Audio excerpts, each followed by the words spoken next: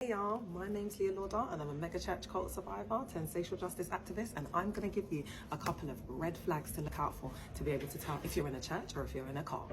Okay, so here's number one. Step up inside these church cults here and you notice that everyone in there is young people, 30 and under, then that is a sign to run, to pack your bags and leave, because that is not them getting those people as a result of evangelism, outreach, this, that and the third. That's just straight up recruitment.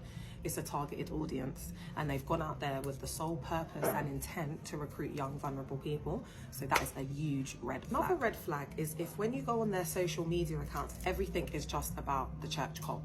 So it's like pictures of their pastor, because you know they worship the pastors in there. And remember, we can tell it's a cult through the behavior of the members. So if they've just got a load of jargon, like everything's just about the church cult, and a lot of the times they'll have like service times, you know, like event flyers, but nothing about their personal life, nothing about what they do outside of the church cult. That is a huge red flag that it's a cult, because they don't have lives outside of the cult. So when you look at cult characteristics like isolation, us versus them, and then there's the hyper spirituality and the hyper religiosity in which they just become absolutely consumed with the high control environment. Because remember guys, when we look at our cult characteristics, they require inordinate amounts of your time. So when you're seeing things, don't just see things at face value. You've got to have that level of awareness to be able to see in between the lines, because with cults it's very subtle.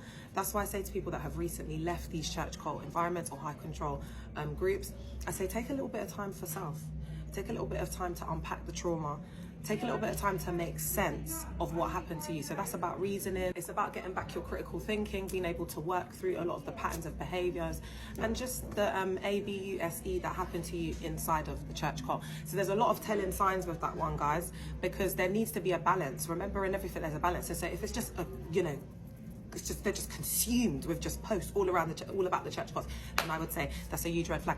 I want to also add to this as well that they do up like drives to like get this information out there. So a lot of the time when you see them posting, they've told like the whole church cult to post the same content at the same time. So I would say, guys, you know, really be careful of this, you know, because this is a huge way that they use to recruit people and keep them trapped in the South Zealand system. You know what, I've mentioned this one all the time, but I want to say it again. If they love bomb you, love bombing, that's what you need to be thinking with these church cults.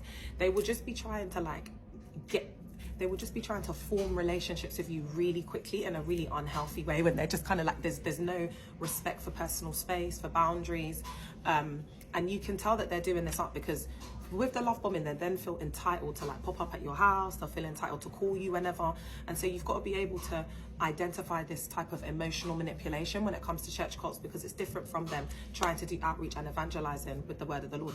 I want to give you an example of love bombing that they do on outreach. So they might see you because they've targeted you from well off, and then they'll come up to you and be like, oh my gosh girl, I love your makeup. These times their pastor's been preaching that if you wear certain makeup and wear certain dresses and do up whatever, you're a strange woman. So this woman that she sees like a strange woman, but yet she's complimenting her on makeup that she would never be allowed to wear, because she'd be branded as a HOE, a Jezebel, this, that and third. But here she is straight up lying to the gang, telling her that her makeup looks good when she knows it doesn't. Haven't looked good, and I've just been lying to them because my whole agenda and motive is to get them to come to church. I don't give a F about them. I don't care if they look good, I don't care if they look bad.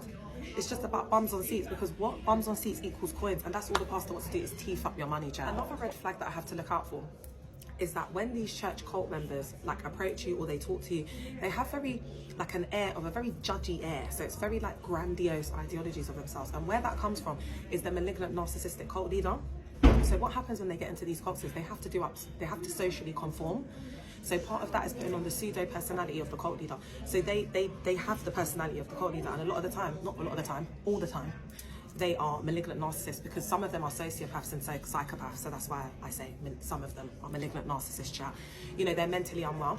So your friend might have been loving, kind, humble, like when you met her like back from primary school. Then you meet her years on, she's been in one of these wacky, crazy mega church cults, and now they think they're above you. There's like this air, it's like they think they're leaders because they think they're pastors. They train them up to do that so that they'll be SLAVESs and slaving themselves out for the cult. So they'll be speaking to you like they're above you and you're beneath them. So you could be a 30-year-old woman or man, got an excellent job, done so much, got so many accolades, done so much for their community, this, that, and the fact. But because you don't go to church, this 16-year-old child will be speaking to you as if she's got things to teach you and that you can learn in life, because she's been listening to a malignant narcissist. She's heavily and severely indoctrinated, and she thinks that what the pastor or the prophet, the fake prophet, is teaching is the ultimate truth. So they get indoctrinated through a transcendent belief system, through the Thought Reform program. So they be doing like Malal control chow in the car. They'll be controlling every area and aspect of your life. So these little kids will be running around in these streets thinking that they've got some special knowledge. So guys, these are my updated major red flags to look out for in church cults. I hope this helps. My name's Leonora, your favorite mega church cult survivor, as always, in the cut and whatever. Ooh. Please check out my videos on YouTube. Please subscribe and like it up, share it. You know, I've been recording the lives at the same damn time as going on TikTok live. So there's a lot of content, hours of content on there that can help you to deconstruct and deprogram yourself. All right then, I'll see y'all later. Whatever.